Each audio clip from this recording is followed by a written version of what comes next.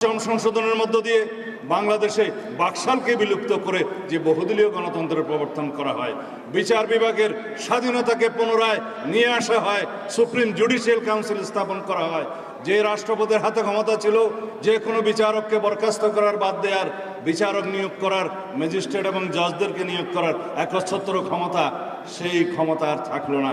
বিচার ব্যবস্থার স্বাধীনতা নিশ্চিত করা হলো এবং বিচারকদের স্বাধীনতা নিশ্চিত করা হলো। সুপ্রিম জুডিশিয়াল কাউন্সিল আজ পর্যন্ত বহাল আছে। মাঝখানে অবশ্য 16তম সংশোধনের মধ্য দিয়ে সেই আর্টিকেল 96-এর যে সুপ্রিম জুডিশিয়াল কাউন্সিল বিলুপ্ত করে শেখ হাসিনা শেষ পর্যন্ত প্রমাণ করলেন তিনি তার পিতার সত্যিকার উত্তরসূরি। সেটা অবশ্য এখন বিলুপ্ত হয়ে গেছে। হাইকোর্ট সেটা বিলুপ্ত করে দিয়েছে, আনকনস্টিটিউশনাল ডিক্লেয়ার করেছে। এরপরে 1981 সালে শহীদ রাষ্ট্রপতি জিয়াউর রহমানের শাহাদতের মধ্য দিয়ে, তার শাহাদতের রক্ত বাংলাদেশের সত্যিকার স্বাধীনতাকে, আমাদেরকে, বিএনপিকে, এদেশের মানুষকে সুদৃঢ় করেছে।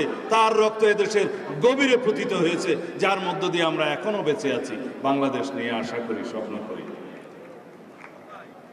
1982 সালের পরে 1990 পর্যন্ত বাংলাদেশের স্বৈরাচার বিরোধী, সামরিক শাসন বিরোধী গণতান্ত্রিক আন্দোলনের সফল পরিণতি, সেটা শহীদ রাষ্ট্রপতি জিয়াউর রহমানের সুযোগ্য উত্তরসূরি দেশনেত্রী বেগম খালেদা জিয়ার মাধ্যমে হয়েছে। তারপরে যাত্রা শুরু 1996 সালে এদেশে আবার বহুদলীয় গণতন্ত্র এবং সংসদীয় গণতন্ত্রের চালু করা হলো দেশনেত্রী বেগম খালেদা জিয়ার হাত ধরে।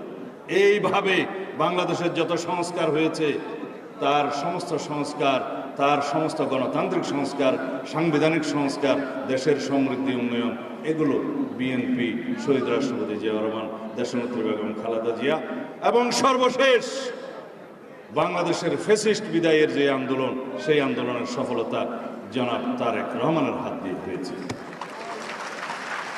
আর আওয়ামী লীগের ইতিহাস, 1973 সালের ভোট ডাকাতের ইতিহাস, 1974 সালের দুর্ভিক্ষের ইতিহাস, 1975 সালের বাকশাল সৃষ্টির ইতিহাস, এবং সেইভাবে ইতিহাস সৃষ্টি করতে করতে 1981 সালে অনেকে দুষ্ট লোকেরা বলে সেই শহীদ জিয়াউর রহমান সাহেবের হত্যাকাণ্ডের সাথে আওয়ামী লীগ, শেখ হাসিনা জড়িত পরোক্ষভাবে। তারপরের ইতিহাস 1982 সালে হোসেন মোহাম্মদ এরশাদের সামরিক শাসনের সাথে আওয়ামী লীগের একটা যোগসূত্র ছিল। তারা বলেছিলেন কেউ তারা অখুশি হন নাই, উই আর নট আনহ্যাপি বলেছিলেন, সেটাই ইতিহাস। 1986 সালে এই হোসেন মোহাম্মদ এরশাদের সাথে নির্বাচনে গিয়ে আওয়ামী লীগ আরও একটি ইতিহাস সৃষ্টি করেছিলেন। এইভাবে তারা ইতিহাস সৃষ্টি করতে করতে 2007 সালে 111 মঈনুদ্দিন ফখরুদ্দিনের সাথে একই সাথে যোগ সাজসে বাংলাদেশের গণতন্ত্রের 12টা বাজিয়ে দিলেন।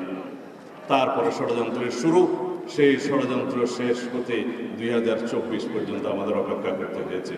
সেই 24 সালের 2014, 2018 এবং 2024 সালের আমিডাবি নির্বাচন পর্যন্ত এগুলো সব আওয়ামী লীগের ইতিহাস। সুতরাং বাংলাদেশের যত দুর্ঘটনা হয়েছে, গণতন্ত্রের বিনাশ হয়েছে, বাংলাদেশের সর্বনাশ হয়েছে, তার সকল ইতিহাসের সাথে আওয়ামী লীগ জড়িত। আর 2024 সালে বাংলাদেশের মানুষ, এদেশের ছাত্র জনতা এবং শহীদ রাষ্ট্রপতি জিয়াউর রহমানের সুযোগ্য উত্তরসূরি, ফ্যাসিবাদ বিরোধী গণতান্ত্রিক আন্দোলনের সর্বোচ্চ নেতৃত্ব জনাব তারেক রহমানের নেতৃত্বের মধ্য দিয়ে বাংলাদেশ মুক্ত হয়েছে।